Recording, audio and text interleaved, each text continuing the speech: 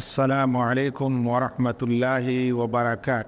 আলহামদুলিল্লাহ রাব্বিল আলামিন ওয়াসসালাতু ওয়াসসালামু আলা রাসূলিল কারীম, আম্মা বা'দ।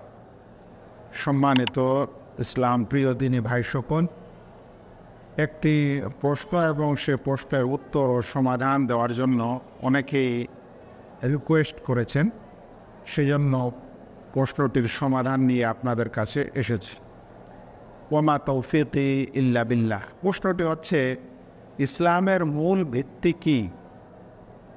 ন্যায়পরায়ণতা, সত্যবাদিতা, না অন্য কিছু?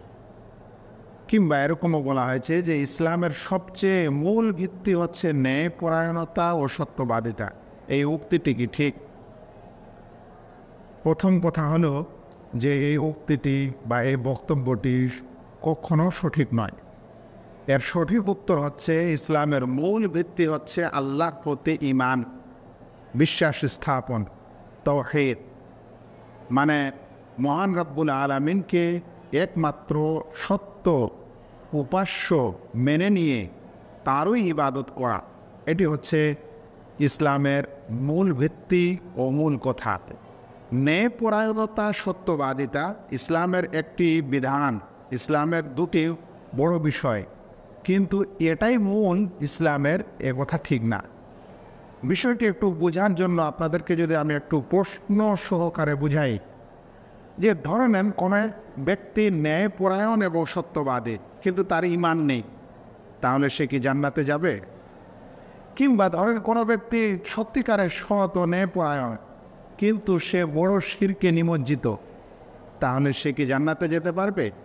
যেমন আজকাল অনেক এবং বেদাতি আছে, বড় বেদাতিদের কথা বলছি, যারা হয়তো ন্যায় সৎ, কিন্তু সে পীর ছাড়া জান্নাত যাওয়া যাবে না, বা ওসিলা, যেটা মুশরিকরা ধরতো সেরকম ওসিলা ধরে জীবনযাপন করছে, তাহলে তার এই ন্যায়পরায়ণতা আর সত্যবাদিতা কি তাকে নাজাত দিতে পারে? যদি এই প্রশ্নটি বুঝছেন, তাহলে এবার এর উত্তর স্বয়ং প্রিয় নবী মুহাম্মদ মুস্তাফা সাল্লাল্লাহু আলাইহি ওয়াসাল্লাম দিয়েছেন। আল্লাহ রাসূল সাল্লাল্লাহু আলাইহি ওয়াসাল্লামকে জিজ্ঞাসা করা হয়েছে, সহিহাইনের হাদিস, বুখারী ও মুসলিমে এসেছে, খুবই প্রসিদ্ধ হাদিস, ইবনে ওমর রাদিয়াল্লাহু তাআলা আনহু থেকে বর্ণিত। তিনি বলেন, আল্লাহ রাসূল সাল্লাল্লাহু আলাইহি ওয়াসাল্লাম বলেছেন, বনে আল ইসলাম ও আলা খামস, ইসলামের ভিত্তি 5টি বিষয়ের উপর রয়েছে। 1 নম্বরটি হচ্ছে সাক্ষ্য প্রদান করা যে আল্লাহ ছাড়া কোনো সত্য উপাস্য নেই, এবং অবশ্যই মুহাম্মদ সাল্লাল্লাহু আলাইহি সাল্লাম আল্লাহর রাসূল। এটাই হচ্ছে ঈমান বিল্লাহ, যে আল্লাহকে সত্য উপাস্য হিসাবে বিশ্বাস করা এবং মুহাম্মদ সাল্লাল্লাহু আলাইহি সাল্লামকে শেষ রাসূল হিসাবে বিশ্বাস করা। তারপরে ইকামুস সালাহ, 5 টাইমের নামাজ কায়েম করা, তারপর যাকাত প্রদান করা, তারপর হজ করা, রমজান মাসে রোজা করা, যেটাকে বলা হয় ইসলামের 5টি বুনিয়াদ ও স্তম্ভ। এখানে তো রাসূল সাল্লাল্লাহু আলাইহি সাল্লাম ন্যায়পরায়ণতা ও সত্যবাদিতাকে স্থান দেননি। তার মানে এটা নয় যে সেটা ইসলামের বিধান না, কিন্তু এটা ভিত্তি না। আরেকটি সহিহ হাদিস, যেটাও খুবই প্রসিদ্ধ এবং অনেকে আপনারা জানেন হয়তো, যেটাকে হাদিসে জিবরিল বলা হয়। হাদিসে জিবরিল আলাইহিস সালাম মানুষের রূপে এসে যে কয়েকটি প্রশ্ন করেছিলেন, তার মধ্যে একটি প্রসিদ্ধ প্রশ্ন ছিল, ইয়া মুহাম্মদ আখবিরনি আনিল ইসলাম, হে মুহাম্মদ আপনি আমাকে ইসলাম সম্পর্কে বলেন, ইসলাম কাকে বলে? তখন আল্লাহ রাসূল সাল্লাল্লাহু আলাইহি ওয়াসাল্লাম বললেন, আল ইসলাম আন তাশহাদা আন লা ইলাহা ইল্লাল্লাহ, ইসলাম হচ্ছে যে তুমি সাক্ষী দিবে আল্লাহ ব্যতীত সত্য কোনো উপাস্য নেই, এবং মুহাম্মদ সাল্লাল্লাহু আলাইহি ওয়াসাল্লাম আল্লাহর রাসূল। এটাকে বলা হয় ঈমান, এটাকে বলা হয় সহিহ আকীদা, এটাকে বলা হয় তাওহীদ। আবার এই হাদিসে জিবরিলকে যখন আবু হুরায়রা রাদিয়াল্লাহু তাআলা আনহু বর্ণনা করেছেন, তখন আল্লাহ রাসূল সাল্লাল্লাহু আলাইহি ওয়াসাল্লামকে যখন ইসলাম সম্পর্কে জিজ্ঞাসা করা হলো, তখন আল্লাহ রাসূল সাল্লাল্লাহু আলাইহি ওয়াসাল্লাম উত্তর দিয়েছিলেন, আন তা'বুদাল্লাহ লা তুশরিক বিহি শাইআন, যে তুমি একমাত্র আল্লাহর ইবাদত করবে, আল্লাহর সাথে কাউকে শরীক করবে না, অংশী করবে না। অতঃপর ইসলামের আর 4টি কথার আলোচনা এসেছে। এই কয়েকটি হাদিসেই সহিহ বুখারী এবং সহিহ মুসলিমের হাদিস এবং সহিহ মুসলিমে কিতাবুল ঈমানে হাদিসগুলি এসেছে। তাহলে ইসলামের মূল ভিত্তি হচ্ছে তাওহীদ, ইসলামের মূল ভিত্তি হচ্ছে ঈমান। আল্লাহে একজন মানুষ যদি এটা না বুঝে, তাহলে এর চেয়ে হতভাগা মুসলিম আর কেউ নয়। একজন আলেম যদি এই কথা না বুঝে, তাহলে এর চাইতে মানে বড় অজ্ঞ আলেম আর দুনিয়াতে কেউ নেই। একজন সালাফি মানুষ নিজেকে সালাফি দাবি করার পর যদি এই কথাটা না বুঝে, তাহলে সত্যিকারের সে সালাফিয়াত বুঝে না, কিংবা বুঝার পরও মানে না, কিংবা তাকে অবশ্যই আরও পুনরায় জ্ঞান নেওয়ার খুবই প্রয়োজন আছে। এবার আরও কয়েকটি হাদিস শোনেন, যেগুলো আমার বক্তব্য না। আল্লাহ রসুল সাল্লাল্লাহু আলাইহি ওয়াসাল্লামকে একবার নয় একাধিকবার জিজ্ঞাসা করা হয়েছে যে আল্লাহ রসুল সবচেয়ে উত্তম আমল কি। এভাবে বলা হয়েছে ইসলামের মধ্যে সবচেয়ে উত্তম আমল কি। আল্লাহ রসুল সাল্লাল্লাহু আলাইহি ওয়াসাল্লামকে জিজ্ঞাসা করা হয়েছে আইয়ুল আমালি আফদাল, সবচেয়ে উত্তম আমল কি। আল্লাহ রসুল সাল্লাল্লাহু আলাইহি ওয়াসাল্লাম বললেন ঈমানুম বিল্লাহি ওয়া রাসূলিহি, আল্লাহর প্রতি বিশ্বাস স্থাপন করা এবং তার রসুল সাল্লাল্লাহু আলাইহি ওয়াসাল্লামের প্রতি বিশ্বাস স্থাপন করা। তারপরে জিজ্ঞাসা করা হলো ফুম্মা মাদা, আল্লাহ রসুল এরপরে সর্বোত্তম আমল কি। তখন আল্লাহ রসুল সাল্লাল্লাহু আলাইহি ওয়াসাল্লাম বললেন জিহাদুন ফি সাবিলিল্লাহ, আল্লাহর রাস্তায় জিহাদ করা।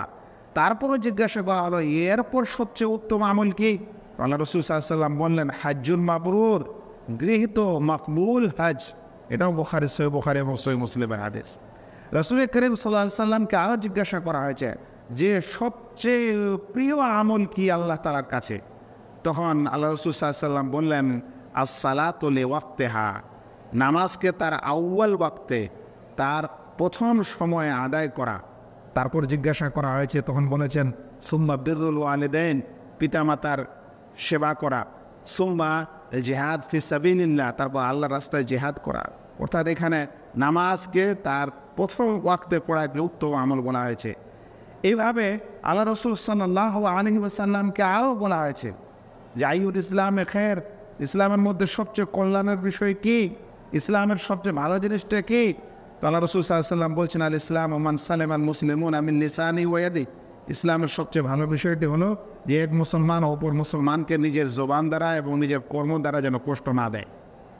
তাহলে এরকম একাধিক হাদিস এসেছে যেখানে সর্বোত্তম আমলের কথা বলা হয়েছে, আর সেগুলোতে ইমানের কথা এসেছে। ওলামারা বলেছেন যে কিছু কিছু জবাবে যে একটু ভিন্নতা এসেছে, প্রথমে ইমানটা আসেনি, তার মানে এটা মনে করে নিতে হবে যে ইমান সবচেয়ে প্রথম, সবচেয়ে উত্তম আমল এবং সবচেয়ে গুরুত্বপূর্ণ আমল, ওর পর তারপর হচ্ছে বাকি এই সকল আমল। প্রশ্নকারীর অবস্থা, স্থান ইত্যাদি, যাকে বলা হয় কাল ভেদিত্রা, মানে পার্থক্যের কারণে স্থান কাল পাত্র ভেদে আল্লাহ রাসূল সাল্লাল্লাহু আলাইহি ওয়াসাল্লামের জবাবগুলি ভিন্ন ভিন্ন হয়েছে, কিন্তু ঈমান বিল্লাহটা সবসময় এক নম্বরে থাকবে এবং এক নম্বরে তার স্থান থাকবে। আর বাকিগুলা তখন হবে, মানে যদি প্রশ্নকারী নামাজে অবহেলা ছিল তাহলে তাকে প্রথম ওয়াক্তের কথা বলা হয়েছে। কেউ দেখা গেল যে পিতামাতার সেবাতে অবহেলাকারী ছিল, তাহলে তাকে প্রথমে সেটা বলা হয়েছে, কিন্তু ঈমান বিল্লাহটা সবচেয়ে প্রথমে অবশ্যই থাকবে। এই জন্য ইবনে বাস রাহিমাহুল্লাহ একদা এ সকল হাদিস উল্লেখ করার পর বলছেন ফাআফদালুল আমাল বাদাত তাওহীদ আস-সালাতু আলা ওয়াক্তিহা, তাই সর্বোত্তম আমল হচ্ছে তাওহীদের পর নামাজকে তার সঠিক সময়ে আদায় করে দেওয়া। তাহলে তাওহীদের পর হবে সব কিছুর স্থান, কিন্তু তাওহীদের আগে সত্যবাদিতা ও ন্যায়পরায়ণতাকে বলা, এটা এক তো এই হাদিস এবং এই প্রমাণগুলির বিপরীত, দ্বিতীয় হলো একটা নীতির বিপরীত, এমনকি একটা সালাফি নীতিরও বিপরীত। এবং সালাফিয়াতের যেটা নীতি রয়েছে সেটা সব ইসলামের দলগুলির মধ্যে যেটা পার্থক্য করে দেয় একজন আহলুল হাদিস ও সালাফিকে এবং অন্যকে, সেটা হলো যে আহলুল হাদিসরা সব ক্ষেত্রে, তাদের সর্বক্ষেত্রে এক নম্বরে তাওহীদকে রাখেন। কারণ এই তাওহীদের জন্যই কিন্তু এই আকাশ এবং জমিন সৃষ্টি হয়েছে, এই তাওহীদের জন্যই কিন্তু নবী এবং রাসূলগণ এসেছেন, এই তাওহীদের জন্যই কিন্তু জান্নাত ও জাহান্নাম আছে, এই তাওহীদের জন্যই কিন্তু আখিরাতে হিসাবের বিষয় আছে, এই তাওহীদের জন্যই কিন্তু পৃথিবীতে আমরা দুই ভাগে মানুষ বিভক্ত, একজন হচ্ছে মুওয়াহহিদ আর একজন হচ্ছে শিরককারী। সেই জন্য এই তাওহীদকে অবশ্যই বুঝতে হবে, সেটা হচ্ছে একমাত্র আল্লাহ তাআলার ইবাদত করা। আল্লাহ তাআলা বলছেন, ওয়ামা খালাকতুল জিন্না ওয়াল ইনসা ইল্লা লিয়াবুদুন, আমি জিন এবং ইনসানকে একমাত্র আমার ইবাদতের উদ্দেশ্যে সৃষ্টি করেছি। আল্লাহ তাআলা আরও বলছেন, ওয়ালাকাদ বাআসনা ফি কুল্লি উম্মাতির রাসূলা আন ইবুদুল্লাহ ওয়াজতানিবুত তাগুত, আমি প্রত্যেক উম্মতে রাসূল প্রেরণ করেছি এ মর্মে যে তারা একমাত্র আল্লাহর ইবাদত করবে সকলে এবং তাগুতকে বর্জন করবে, শিরককে তারা বর্জন করবে। এভাবে সকল নবী বা রাসূলদের সম্পর্কে কথা এসেছে। তাই ইসলামের মূল ভিত্তি, আসল ভিত্তি, প্রথম বুনিয়াদ, প্রথম রুকন হচ্ছে আল্লাহ তাআলার প্রতি বিশ্বাস স্থাপন করা, তাওহীদকে স্বীকার করা এবং তাওহীদের উপর থাকা।